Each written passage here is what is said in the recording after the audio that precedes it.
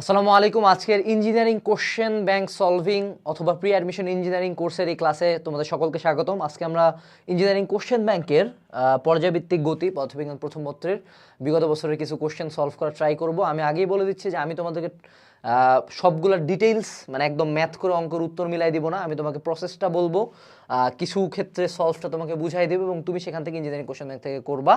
এবং যদি তোমার এই ক্লাসটা ভালো লাগে তাহলে তুমি ভিডিও ডেসক্রিপশন বক্স থেকে এই কোশ্চেন ব্যাংক সলভিং কোর্সে এই কোয়ালিটির ক্লাস করার জন্য রেজিস্ট্রেশন করতে পারো। Okay, let's start the class. Okay, so প্রথম যেই ম্যাথটা আমরা চলে আসবো এটা হলো বুটেক্সে 2020-21 সালে আসছে। তারা বলছে যে স্পন্দনত কণার পর্যায়কাল 4 সেকেন্ড, বিস্তার 4 মিটার, সাম্যাবস্থান অতিক্রম করার কত সময় পরে কণাটির শক্তির অর্ধেক স্থিতিশক্তি এবং অর্ধেক গতিশক্তি হবে। তো এই ম্যাথটা যদি আমরা করতে চাই, আমি দেখি আগে কালার কি দেওয়া আছে। কালার আমি লাল কালার দিয়ে করতে বেশি স্বাচ্ছন্দ্য বোধ করবো। পর্যায়কাল t = 4s। আমরা যে কোনো ম্যাথ করার সময় আমি যেটা ট্রাই করি যে আমাকে যে মানগুলো দেওয়া আছে সেই মানগুলো আমি আগে লিখে দিই। সো a = হলো বিস্তার 4 মিটার এবং তারা কি বলছে যে কণাটির অর্ধেক স্থিতিশক্তি এবং অর্ধেক গতিশক্তি। তো স্থিতিশক্তি গতিশক্তির যোগফল সবসময় যদি ধ্রুবক হয় অর্থাৎ মোট শক্তি সমান হয়, অর্থাৎ স্থিতিশক্তি এবং গতিশক্তি এক্ষেত্রে সমান হবে যেহেতু যোগফল তাদের একটা ধ্রুবক। তো সেক্ষেত্রে EK = EP। এই তিনটা শর্ত থেকে তারা বলছে যে কত সময় পরে টি বের করতে বলছে। তো আমরা প্রথমে EK আর EPর যে সম্পর্কটা, এখানে যদি আমরা এটার মানগুলো লিখে ফেলি যে EK = আমরা কি জানি, হাফ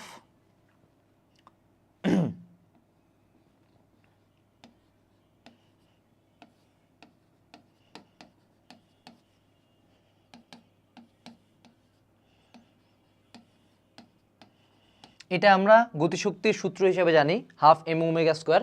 এটাকে তোমরা অনেক ক্ষেত্রে কে বলে থাকো, সো কে বলে দেই অনেক সময়।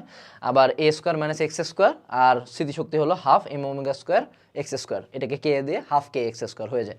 তো এখান থেকে আমাদের mω² দুই সাইড থেকে কাটা যাচ্ছে। তো আমাদের যদি সূত্রটা আমরা আরেকটু রিডিফাইন করি, হাফ a² - হাফ x² হলো হাফ x²। তাহলে x² হয়ে গেল a² / 2, x হয়ে যাবে a/√2। তো আমরা x এর মান জানি যে এত দূরত্বে যায় আমাদের স্থিতিশক্তি এবং গতিশক্তি অর্ধেক হয়ে যাবে, ঠিক আছে। তো যদি আমি x এর মান জানি, এখানে কিন্তু আমাদের একটা সমীকরণ ছিল, খেয়াল আছে কিনা, x হলো a sin ωt plus delta, ঠিক আছে। তো এই ম্যাথটার ক্ষেত্রে কিন্তু সাইনও হইতে পারতো, কসও হতে পারতো, যেহেতু তারা বলে নাই আমরা আদর্শ সমীকরণ a sin ωt plus delta ধরে নেব এবং ডেল্টার মান যেহেতু এখানে বলে দেওয়া নাই, ডেল্টার মান আমরা ধরে নেব 0। তো সেক্ষেত্রে যদি আমি x এর মানটা এখানে বসাই, x হলো a/√2। আমাদের a এর মান কত, বিস্তারের মান হলো আমাদের এখানে ধরো 4, সাইন ওমেগা হলো 2π বড় টি মানে হলো পর্যায়কাল ইন্টু টি প্লাস 0। এইখান থেকে যদি তুমি ক্যালকুলেশন করো, এ এর মান তো আমরা আবার ওইখানে এ না বসায় 4ই বসায় দিলাম। তো এখান থেকে ক্যালকুলেশন করলে তুমি খুবই ইজিলি টি এর মানটা ডিরেক্টলি বের করে ফেলতে পারবা। তো এইটাই ছিল সিম্পল একটা ছোট্ট ম্যাথ। যদি দুইটা সূত্র আমরা জানি, ম্যাথটা আমরা মিলাই দিতে পারবো। তো এই ম্যাথটা আমাদের গেল। এরপরে যদি আমরা পরবর্তী ম্যাথটাতে চলে যাই, তারা কি বলছে, এত কেজি ভরের একটি কণা। সো আমি আগে মানগুলো লিখে নেই। m = 0.1 কেজি ভরের একটি কণা যার বিস্তার a হলো 0.1 মিটার, সরল দোলন গতি সম্পন্ন করছে। যখন কণাটি সাম্য অবস্থায় থাকে তখন তার গতিশক্তি EK তারা দিয়ে দিছে হলো 8 × 10⁻³ জুল। কণাটির কম্পনের আদি দশা, এখানে আমাদের একটা মান বাদ গেছে π/4, ডেল্টা π/4 আদি দশা। তাহলে হলে এর গতির সমীকরণ বের করো। অর্থাৎ আমাদের গতির সমীকরণটা কিভাবে আমরা লিখতাম জানি, x হলো a sin ωt plus delta. তো আমাদেরকে এখানে বের করতে হবে। এখন দেখো তো এখানে আমি কি কি জানি। আমি এখানে এটা অলরেডি জানি এবং আমরা এখানে ডেল্টাটা জানি। তো এখানে আমরা জানি না ওমেগাটা জানি না, ঠিক আছে। সো আমাদেরকে ওমেগা বের করতে হবে। তো ওমেগা বের করার জন্য এই রাশিগুলাই আমরা ইউজ করব। যেমন আমরা যদি EK কি জানি, যে বলো তো,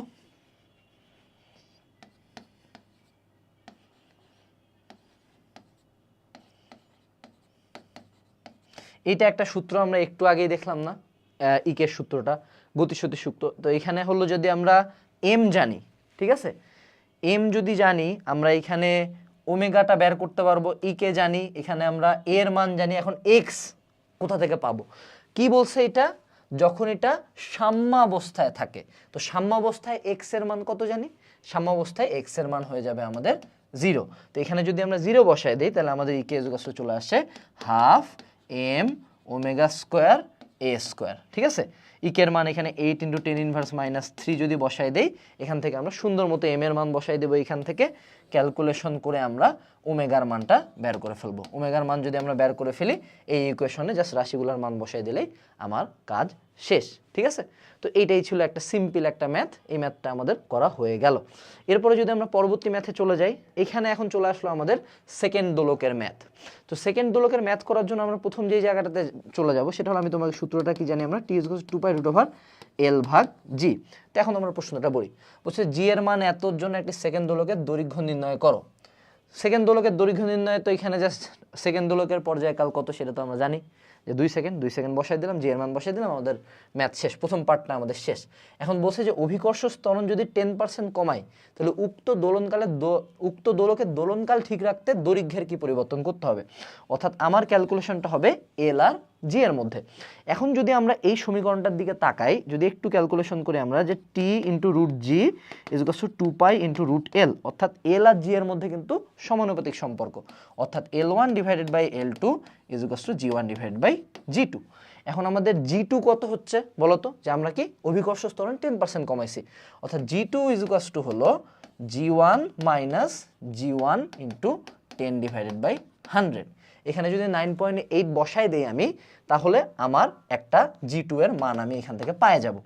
এই G2 এর মান যদি আমি এখানে বসাই দেই এবং আমরা যদি G1 এর মান অলরেডি 9.8 এখানে বসাই দেই, তাহলে L1 আর L2 এর মধ্যে একটা আমি অনুপাত পেয়ে যাব।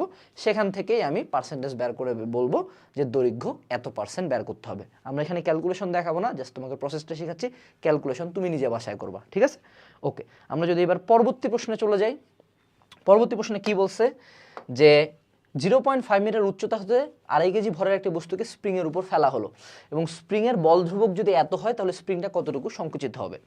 আমজনতার চোখে যদি আমি দেখাই যে এইটা ধরো আমার উচ্চতা এবং এইখানে আমার সেই স্প্রিংটা আছে এবং এইখানে আমি কতটুকু বলছি যে 0.5 মিটার, এবং এইখান থেকে আমি ধরো একটা বস্তু ফেলাচ্ছি যার m = হলো 2.5 কিলোগ্রামস। ঠিক আছে, h = হলো 0.5 মিটার, এবং আমাকে বলছে স্প্রিংটা ধরে এইটুকু সংকুচিত হলো, x পরিমাণ সংকুচিত হলো, x আমাকে বের করতে বলছে, k এর মান আমাকে দিয়ে দিছে 1950। ওকে, এই পর্যন্ত আমাদের ম্যাথটা ক্লিয়ার হয়ে গেল। এখন প্রশ্ন হলো যে টিপিক্যাল চোখে যে এটা স্থিতিশক্তিটা এই স্প্রিংটার মধ্যে সঞ্চিত হচ্ছে, তার মানে আমার নর্মাল চিন্তা থাকবে যে mgh = হলো ½ kx², অর্থাৎ আমার স্থিতিশক্তি স্প্রিংয়ের মধ্যে সঞ্চিত শক্তি সমান। এখন একটু যদি অন্যভাবে চিন্তা করি, একটু দেখো ম্যাথটার টুইস্টটা হলো যে আমার যেই বস্তুটা পড়তেছে সে কিন্তু যখন এখানে x পরিমাণ আমার সংকুচিত হইল, তার টোটাল ফল কত, মানে সর্বমোট সে কতটুকু মুক্তভাবে পতিত হয়েছে, h + x দূরত্বে। ঠিক আছে, তো এই জায়গায় কিন্তু শুধু h লেখা যাবে না, লিখতে হবে h + x। ম্যাথটাতে টুইস্ট এইটুকুই ছিল, এবং এটা সম্ভবত তোফাজ্জল স্যারের বইতে ম্যাথটা ছিল। তো এখানে যদি আমি মানগুলো এখন বসাই দিই, m = দিব 2.5, g = 9.8, h এর মান দিব 0.5 + x, এখানে হলো ½ × 1950 × x²। এটা একটা দ্বিঘাত সমীকরণ আসবে। এখান থেকে যদি আমরা ক্যালকুলেটরে বসাই দিয়ে সলভ করে ফেলে আমরা x এর দুইটা মান পেয়ে যাব, যার মধ্যে একটা হয়তো বা প্লাস হবে, একটা মাইনাস হবে। তো ওখান থেকে আমরা x এর মানটা ডিরেক্টলি বলে দিতে পারবো যে এতটুকু সংকুচিত হবে। ম্যাথটার টুইস্টটা ছিল এই x যোগ করার জায়গাটাতে। অনেক বইতে দেখবা ভুল সলভ দিয়ে ডিরেক্ট mgh = kx² দিয়েছে, ওটা কিন্তু ভুল সলভ। ওকে, আচ্ছা। এরপরে যদি আমরা পরবর্তী প্রশ্নে চলে যাই, এই প্রশ্নটা অনেক বড়ভাবে করা যায়, কিন্তু আমাদের ইঞ্জিনিয়ারিং ভর্তি পরীক্ষার ক্ষেত্রে আমরা জানি যে সময় কিন্তু 3 মিনিট পার ম্যাথে। তো সেক্ষেত্রে আমরা যেটা করব যে এই ম্যাথটার একটা শর্টকাট উত্তর বা শর্টকাট ওয়ে আছে, যে সূত্র দুটো মুখস্থ করলে আমাদের ম্যাথটা হয়ে যাবে।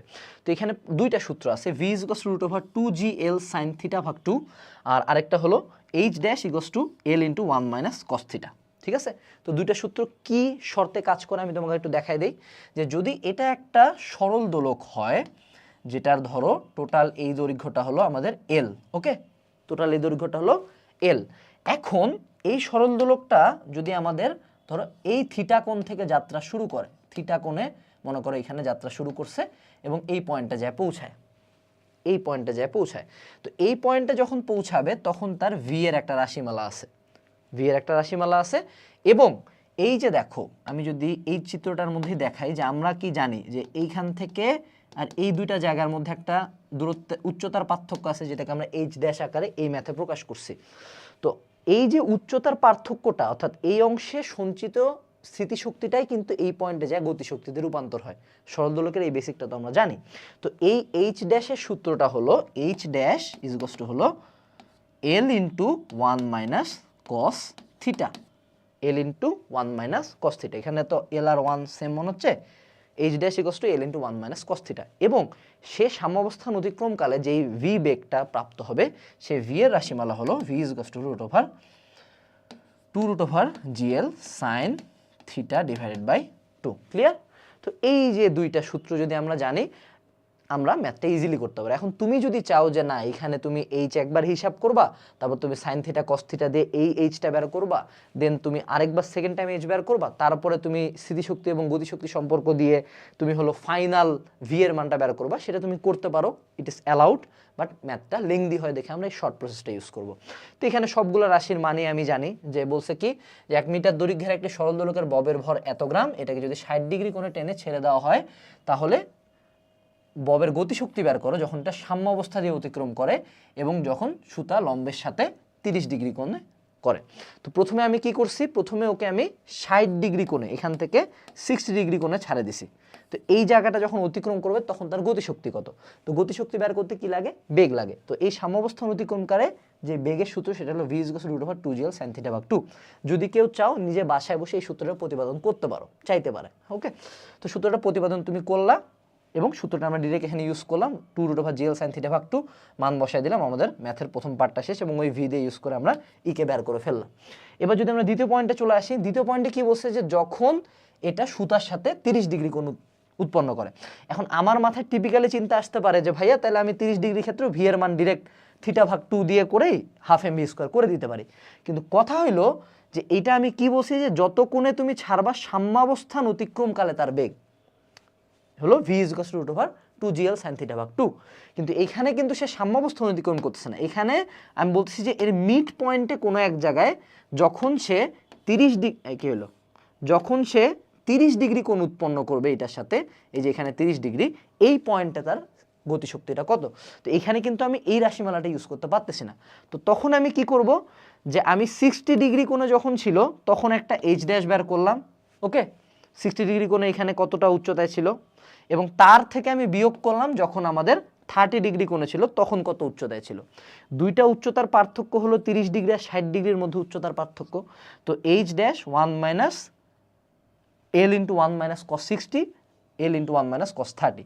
সো দুইটা উচ্চতার পার্থক্য বের করে আমি 30 ডিগ্রি আর 60 ডিগ্রির মধ্যে উচ্চতার কতটুকু পার্থক্য, এইচ ড্যাশটা আমি বের করে ফেললাম। ওকে, এইটা যখন বের করে আমি ফেলছি, এখন আমাকে বুঝতে হবে, এখানে তারা ক্যালকুলেশনটাকে একটু ক্রিটিক্যাল আকারে লিখছে, বাট আলটিমেটলি তুমি যদি এইচ এখানে বের করে লিখে রাখো, এল এর মান তো তুমি জানো যে 1 মিটার, তাই না, তাও হবে। তো এই যে এইখানে এই দুইটা পয়েন্টের মধ্যে যে এই উচ্চতার পার্থক্যের জন্য যে এমজি এইচ ড্যাশ, এই স্থিতিশক্তিটাই তো তার গতিশক্তিতে রূপান্তর হবে, তাই না। এটা ইজ ইকুয়ালস টু তখন হয়ে যাবে half M V square is equals to হলো ইকে। তো এটা তারা ডিরেক্টলি এখানে লিখে দিয়েছে যে MG L into cos 30 minus 60। এটা তোমার দেখার বিষয় না, আলটিমেটলি তারা এক্স্যাক্টলি আমি যেটা বললাম সেটাই করছে, বাট 2 লাইন স্কিপ করে লিখছে। তো তুমি m g h dash equals to E k লিখবা, তারপর তুমি এইচ ড্যাশের মান বসাই দিয়ে ম্যাথটা করে দেবা, ঠিক আছে। সো এই ম্যাথটাতে টুইস্ট হলে একটাই, যদি আমি দুইটা সূত্র জানি ম্যাথটা ইজি, যদি দুইটা সূত্র না জানি তাহলে ম্যাথটা একটু লেংদি, বড় ম্যাথ। ওকে, আচ্ছা, এরপরে যদি আমরা পরবর্তী ম্যাথে চলে যাই, এটা খুবই সিম্পল একটা ম্যাথ, যে সরল ছন্দিত স্পন্দনের পর্যায়কাল যদি 12 সেকেন্ড হয়, তাহলে সাম্য অবস্থান হতে উহার বিস্তারের অর্ধেক সরণে কত সময় লাগবে। এটা খুবই খুবই সোজা একটা ম্যাথ, যদি আমি সূত্র জানি যে এক্স ইকুয়ালস টু হলো এ সাইন ওমেগা টি, তাই না, এটা তো আমি জানি আগে থেকে। তা আমি এক্স এর মান কত বলছে, যে বিস্তারের অর্ধেক এ ডিভাইডেড বাই 2 ইকুয়ালস টু হলো এ সাইন ওমেগার মান আমাকে বলছে পর্যায়কাল যদি 12 সেকেন্ড হয় তাহলে 2 পাই ডিভাইডেড বাই 12 ইন্টু টি। এখান থেকে তুমি টি এর মান বের করতে পারবে না, এ কাটা যাচ্ছে, এর মানও তো দেওয়ার দরকারই নেই, এ কাটা চলে যাচ্ছে, এখান থেকে টি এর মান বের হয়ে গেল, আমার ম্যাথ এখানে শেষ। ঠিক আছে, খুব খুবই সিম্পল একটা ব্যাপার গেল। এর পরবর্তীতে যদি আমরা পরবর্তী পার্টে চলে যাই, পরবর্তী ম্যাথে, এখানে কি বলছে যে এই সমীকরণ থেকে কৌণিক কম্পাঙ্কের মান তোমাকে বের করতে বলছে। তো এই সমীকরণটাকে কি আকারে লেখা যায় বলো তো? D square X DT square plus omega square X ছিল না, এবং এ ইকুয়ালস টু কি জানি আমরা মাইনাস ওমেগা স্কোয়ার এক্স। তো এখান থেকে তুমি কৌণিক কম্পাঙ্কের মান ডিরেক্ট বলে দিতে পারলা। এটা একদম সিম্পল একটা সূত্রের ম্যাথ, জাস্ট দুইটা রাশির মধ্যে তুলনা করতে হয় যে ওমেগা স্কোয়ার কিসের সমান, 9 এর সমান, শেষ, দ্যাটস ইট।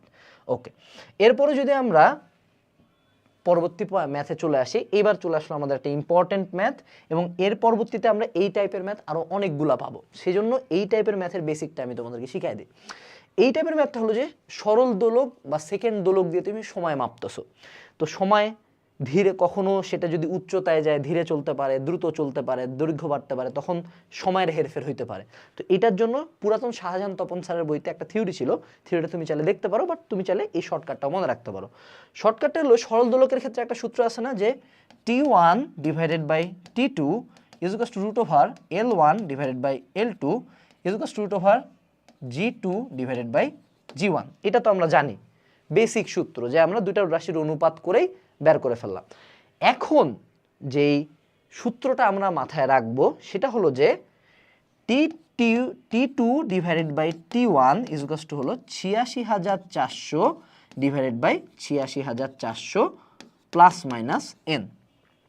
T2 কি, যে ধরো একটা পাহাড়ের মানে বেসিক কন্ডিশনে যদি পর্যায়কাল হয় T1, এবং উপরে নিচে বা সময় জোরে চলে বা ধীরে চলে দ্বিতীয় যে পর্যায়কালটা হবে সেটা হলো T2, ঠিক আছে?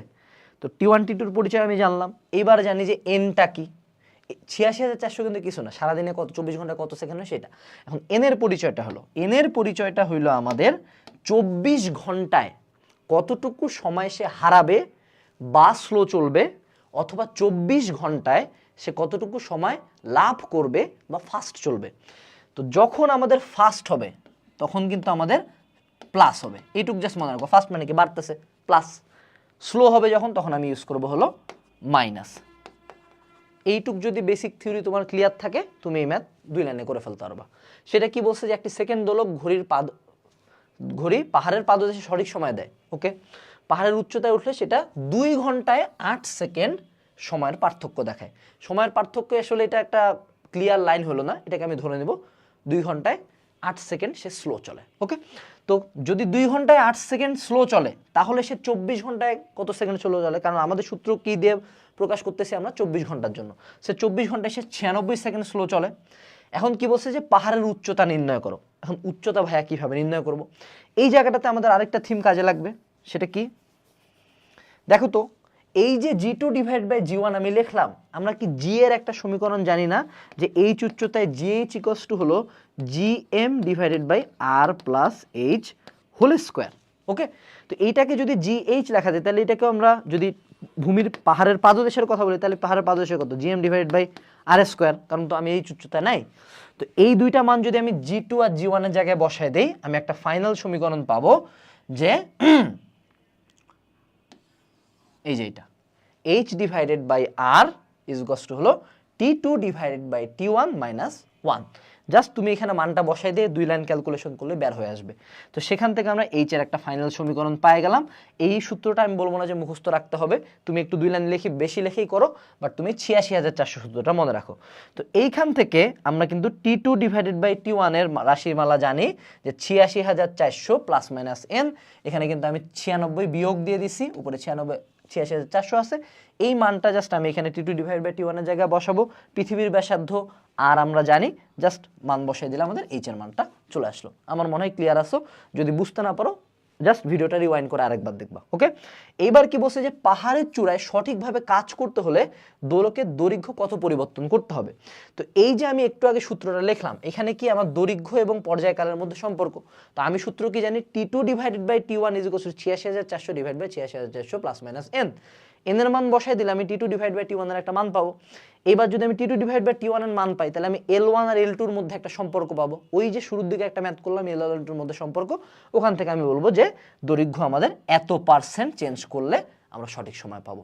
সিম্পল একটা ম্যাথ, সরল দোলকের বেসিক এবং এই একটা এক্সট্রা থিওরি দিয়ে তুমি করে ফেলতে পারবা। ঠিক আছে, ওকে, আমাদের এই ম্যাথটা শেষ। এর পরবর্তীতে যতবারই এই ম্যাথগুলো আসবে আমরা এই থিওরি দিয়ে করার চেষ্টা করব। ওকে, এইবার আমাদের চলে আসলো একটা খুব ক্রিটিক্যাল ম্যাথ। এই ম্যাথটা নিয়ে আমি বলবো যে কোনো পেইন খাইও না, কারণ এই ম্যাথটা অতটা ইম্পর্টেন্ট না, একবারই মাত্র আসছে, কিন্তু সরল দোলক নিয়ে পেইন খাও, কারণ ওটা বেশি ইম্পর্টেন্ট। তো এই ম্যাথটাতে কি বলছে, পৃথিবীর ব্যাস বরাবর একটা সুড়ঙ্গ খনন করছে তারা, পৃথিবীর ব্যাস বরাবর একটা সুড়ঙ্গ তারা খনন করছে এবং একটা বস্তুকে সুড়ঙ্গর এক প্রান্ত থেকে ফেলে দেওয়া হলো। ফেলে দেওয়ার কারণে বস্তুটাকে সরল ছন্দিত গতিতে ছন্দিত হতে থাকলো। মানে ব্যাপারটা হবে এরকম যে যখন এই সাইড থেকে পড়তে পড়তে এই সাইডে যাবে, তখন কি পৃথিবীর এই প্রান্ত থেকে আবার পড়া শুরু হবে, মানে এরকম আপ ডাউন করতে থাকবে, এটা তারা বলতেছে। তো পৃথিবীকে যদি একটা সুষম গোলক মনে করে, বাধাদানকারী সকল বল উপেক্ষা করে পৃথিবীর কেন্দ্র থেকে এত দূরত্বে বস্তুটির ত্বরণ ও দোলনের পর্যায়কাল নির্ণয় করো। এখন যেই রাশিমালাটা আমরা জানি যে অভিকর্ষ ত্বরণ জি ইজ ইকুয়াল টু একটা সূত্র ছিল, তোমার খেয়াল আছে কিনা, জি ইজ ইকুয়াল টু হলো 4/3 পাই রো আর জি। এই সূত্রটা তুমি জানতা না? খেয়াল আছে? দেখবে ইসাক স্যারের বইতে জি এর একটা রাশিমালা এটা দেওয়া ছিল যে 4/3 পাই রো আর জি, যদি পৃথিবীর ব্যাসার্ধ আমরা আর ধরি। এখন যদি আমি বলি যে পৃথিবীর কেন্দ্র থেকে এক্স দূরত্বে, তখন এই জায়গায় আর এর জায়গায় আমরা জাস্ট সিম্পলি এক্স বসাই দিব। তো অভিকর্ষ ত্বরণ জি এর জায়গায় তারা কি করছে, আর এর জায়গায় জাস্ট একটা এক্স নতুন করে বসাই দিছে। এই ম্যাথটার টুইস্টটা ছিল এই জায়গাটাতে, যে পৃথিবীর অভিকর্ষ ত্বরণ বা বস্তুটা যে এখানে ত্বরণটা হবে, বস্তুর ত্বরণ তো না অ্যাকচুয়ালি, পৃথিবীর অভিকর্ষ ত্বরণের ক্ষেত্রে যে এক্স দূরত্বের ক্ষেত্রে আমার রাশিমালা এইটা, এবং এটাই ইসাক স্যারের বইয়ের একটা সূত্র। তো এই পর্যন্ত যদি আমাদের ঠিক থাকে, তাহলে আমি একটু চিন্তা করি যে আবার এই ইজগসটা আমি কি জানি কৌণিক ত্বরণের ক্ষেত্রে, এই ইজগস to minus omega square x, এবং এই রাশিমালাটাতেও এক্স আছে, দুইটাই কিন্তু ত্বরণ, বস্তুটা যেই ত্বরণে সন্ধিত হইতে থাকবে। তার মানে কি omega square x equals to হলো 4/3 জি রো এক্স। এবং ভাইয়া মাইনাসটা কই থেকে আসতেছে? মাইনাস আমাদের কনসিডারেশনে নেওয়ার কোনো দরকার নাই, কারণ তারা এই দুইটার মধ্যে দিকের কারণে তারা একটা করে মাইনাস আনছে, বাট আমরা দুইটাকে ইকুয়াল ধরবো।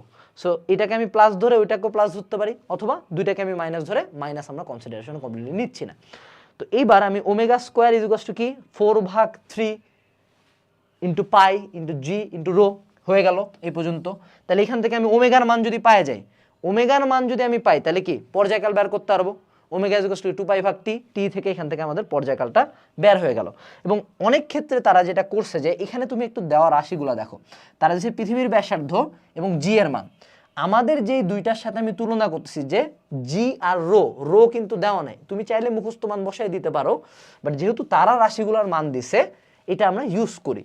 তো তুমি কিন্তু অলরেডি জানো যে 4/3 pi G rho is equal to কি জি ডিভাইড বাই আর। কেন? এই যে একটু আগে লেখলাম না, জি ইজ ইকুয়াল টু কি 4/3 পাই জি আর রো। সো ওখান থেকে জি ডিভাইড বাই আর তারা বসাই দিল। তো তাহলে omega square is equal two চলে আসলো জি ডিভাইড বাই আর, এখান থেকে আমাদের টি এর মানটা বের হয়ে গেল। ঠিক আছে, তো বস্তুটা ত্বরণ তো ডিরেক্টলি এই রাশি দিয়েই বের হয়ে গেল, এক্স এর মান বসাই দিলে এখান থেকে ডিরেক্ট উত্তর পাবা। আর যদি পর্যায়কাল বের করতে চাও, তাহলে 2 লাইন বেশি লেগেছে, ওমেগা স্কোয়ারের সাথে আমরা তুলনা করব। ঠিক আছে, তো এই ম্যাথটা ক্লিয়ার হইলো। বাট এই ম্যাথটা যদি কারো ক্লিয়ার নাও হয়, তার উপরে বলবো যে ইসাক স্যারের বইয়ের এই যে গভীরতার জন্য যে সূত্রটা পৃথিবীর ঘনত্ব দিয়ে, এই সূত্রটা একটু ভালো মতো দেখবা, এটার প্রতিপাদন বা তারা কিভাবে করছে, তাহলে তুমি আর একটু ক্লিয়ার হবা। বাট এই ম্যাথটা অতটা ইম্পর্টেন্ট না। এবার যদি আমরা পরবর্তী ম্যাথে চলে যাই, পরবর্তী প্রত্যেকটা ম্যাথ আমরা খুবই ইজিলি পার করতে পারবো। সরল দোলকের বেসিক ম্যাথ, যে একটা পৃথিবী পৃষ্ঠে সরল দোলকের দোলনকাল 2 সেকেন্ড, একে চন্দ্রে নিলে এর দোলনকাল হয় 4.5 সেকেন্ড। পৃথিবী এবং চন্দ্রের ভরের অনুপাত যদি 81 হয়, পৃথিবীর ব্যাসার্ধ এবং চন্দ্রের ব্যাসার্ধের অনুপাতটা কি? তার মানে এখানে আমাদের সরল দোলকের টি এবং জি এর মধ্যে, অর্থাৎ অভিকর্ষ ত্বরণের মধ্যে সম্পর্ক আনতে হবে। তো এখানে তারা কি করছে, T earth divide by T moon is equal to root over G moon divide by G earth. এখন জি মুনের সূত্রটা কি হবে, G M divided by R square. এখন এম কার? চন্দ্রের ভর। আর কার? চন্দ্রের ব্যাসার্ধ। এই জিনিস এখানে বসাই দিছে।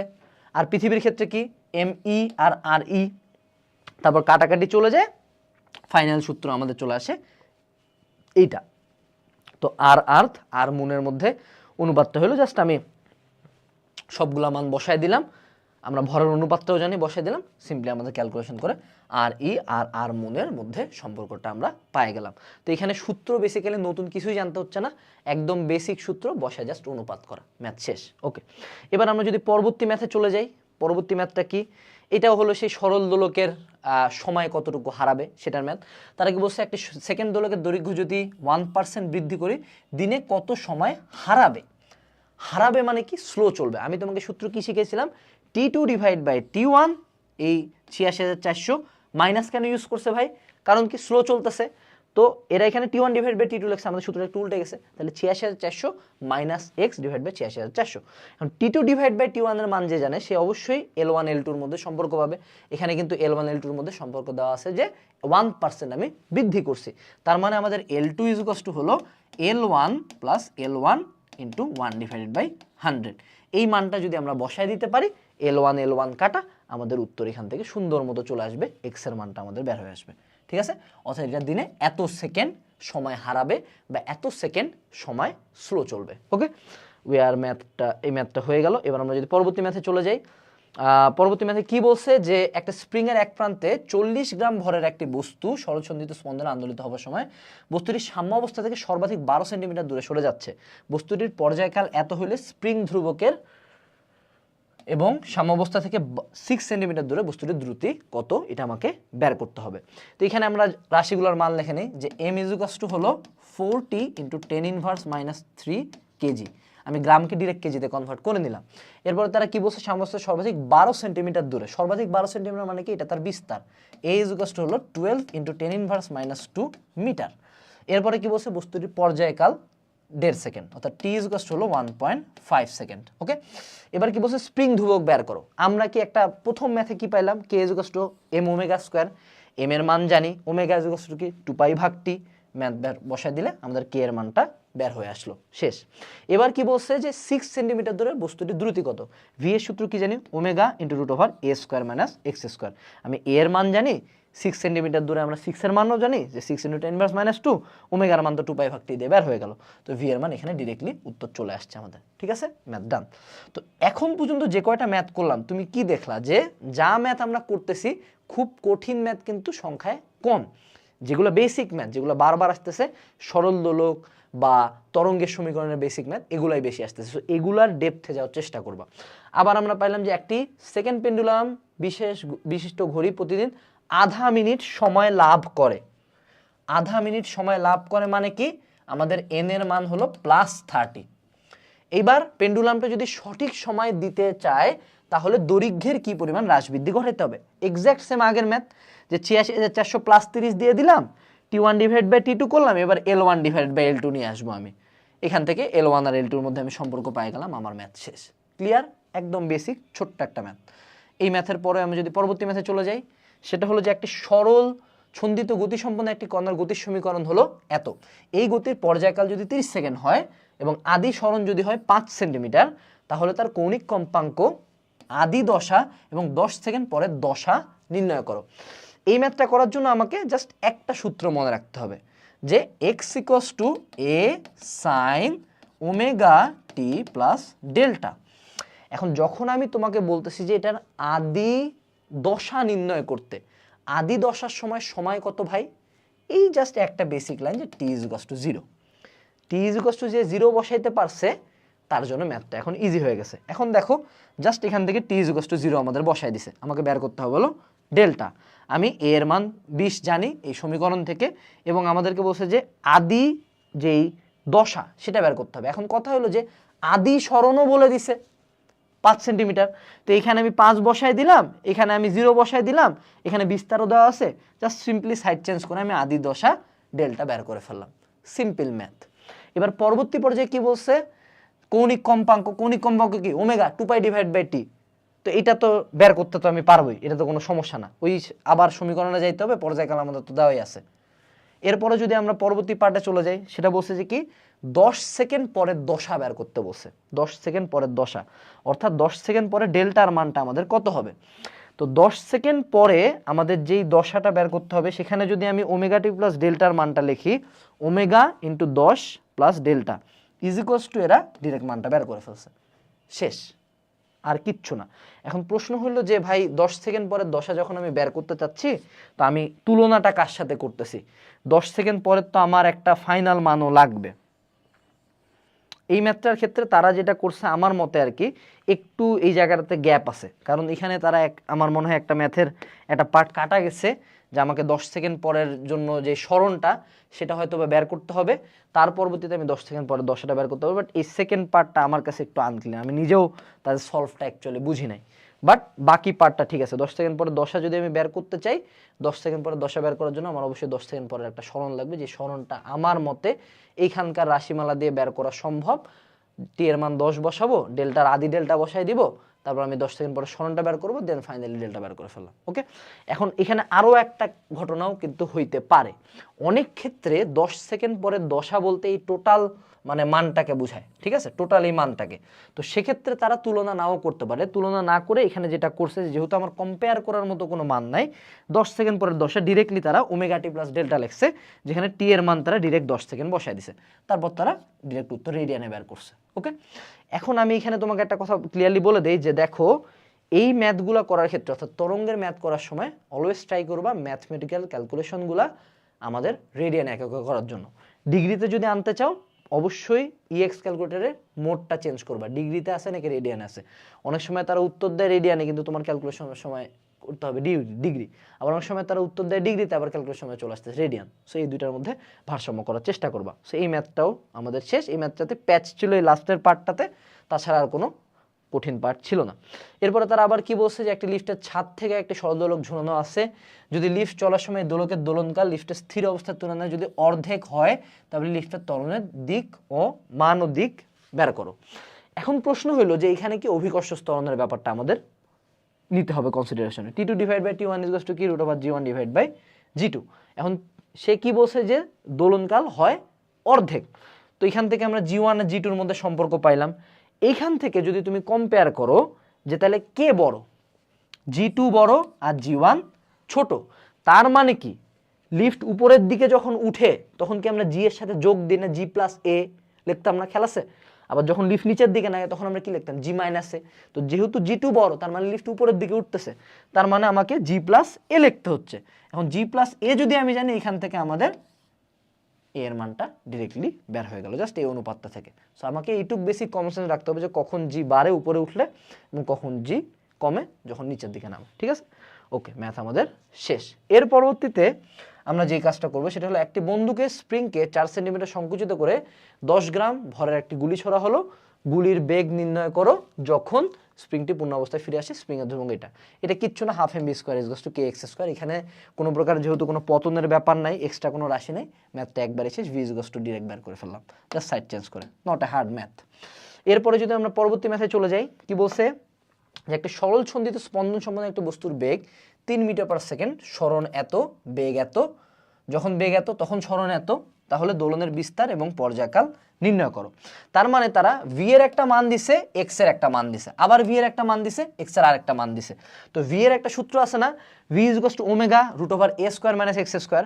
আমি কি করব, একবার এখানে ভি বসাবো 3, এক্স বসাবো 4, আরেকবার এখানে কি করব, ভি বসাবো 4, এক্স বসাবো 3। দুইটার মধ্যে যদি অনুপাত আমি করে ফেলি, ওমেগা ওমেগা কাটা, আমি এ এর মান পায়ে যাব। এবার এই এর মান যদি এখানকার যে কোনো একটা রাশিতে বসায় দেই, আমি সুন্দর মতো ভিও পায়ে যাব। এবার যদি আমি ভি এর মান পায়ে যাই, সেখান থেকে আমি টিও বের করতে পারবো 2 পাই ভাগ ওমেগা দিয়ে।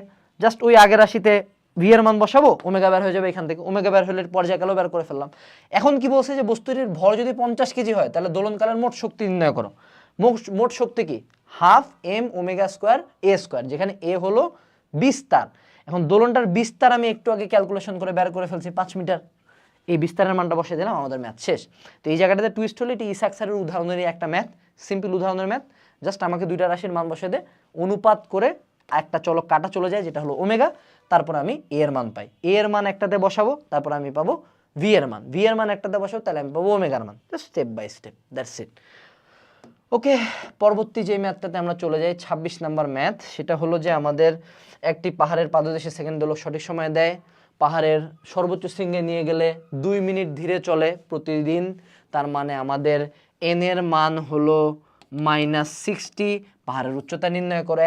খেয়াল করো শুরুর দিকে একটা ম্যাথ করলাম না যে আমাদের h হলো t2 divided by t1 - 1 into r, এই সূত্র বসায় দিলে আমাদের ম্যাথ একবারেই শেষ। ওকে ডে। পরবর্তী ম্যাথ, তাপের ফলে একটি সেকেন্ড দোলকের দৈর্ঘ্য এমনভাবে বৃদ্ধি পেল যে দোলনকাল পরিবর্তিত হয়ে এত হইল। পরিবর্তিত অবস্থায় দোলকটি কত ধীরে চলবে? আবার t1ও জানি, t2ও জানি, t1ও জানি, t2ও জানি। তাহলে t1 ডিভাইড বাই t, এই যে এখানে এক সেকেন্ড একটু দেখো, এখানে এই ব্যাটারা ম্যাথটা খুব কঠিন করে করছে। ঘন্টায় কত ধীরে চলবে? ঘন্টায়। তো আমরা এখানে ঘন্টার জন্য তারা 3600 ইউজ করছে, আমরা 3600তে যাব কেন? আমরা এই ম্যাথটা করব যে t2 divide by t1 equals to আমরা কি জানি 86400 ডিভাইড বাই 86400, যেহেতু তারা বলছে কত ধীরে চলে, তার মানে -n। ওকে, -n আমি বসাই দিলাম। এবার আমি t1 এর মান বসাবো 2 সেকেন্ড, t2 এর মান বসাবো এইটা। এখান থেকে আমি n এর একটা মান পাইলাম। এখন এই n এর মানটা কতক্ষণে? 24 ঘন্টায় চলে এত n। তাইলে 1 ঘন্টায় কত ধীরে চলে? জাস্ট ঐকিক নিয়ম ইউজ করলে শেষ। তো আমি এখানে নতুন করে 3600 দিয়ে ম্যাথ করব না, আমি আমার যে জানা সূত্র সেটা দিয়ে করব, বাট ওটাকে পরবর্তীতে ঐকিক নিয়মে যে 24 ঘন্টায় ধীরে চলে এত সেকেন্ড, তাহলে 1 ঘন্টায় ধীরে চলে কত সেকেন্ড। ওকে, আমাদের ম্যাথ এখানেই শেষ। এরপরে আমাদের কি বলছে যে একটি সরল দোলকের দোলনকাল 50% বাড়াইতে কার্যকর দৈর্ঘ্য কতটুকু পরিবর্তন করতে হবে। এটা বেসিক্যালি আগের math t1 t2 √L1 divide by L2 দিয়ে ম্যাথ করলেই আমাদের ম্যাথটা শেষ। এখন আমাদের এই ক্লাসটা এখানেই শেষ। পরবর্তী ক্লাস হবে হলো তরঙ্গ, যেটা অন্য একটা ভিডিওতে আলোচনা হবে। তো ক্লাসটা এতক্ষণ মনোযোগ দিয়ে করার জন্য অনেক অনেক ধন্যবাদ। যদি আমি সামারি করি ক্লাসটাতে আমরা কি কি জানলাম, আমরা সরল দোলক নিয়ে প্রচুর পড়াশোনা করব, সময় হারানো সময় লাভ করা নিয়ে, এবং আমরা তরঙ্গের বেসিক সমীকরণ থেকে কীভাবে রাশিমালাগুলো বের করতে হয় সেটা ইউজ করব। That's it. আর এই দুইটা টপিকই এই চ্যাপ্টারের জন্য সবচেয়ে গুরুত্বপূর্ণ। ওকে, টাটা।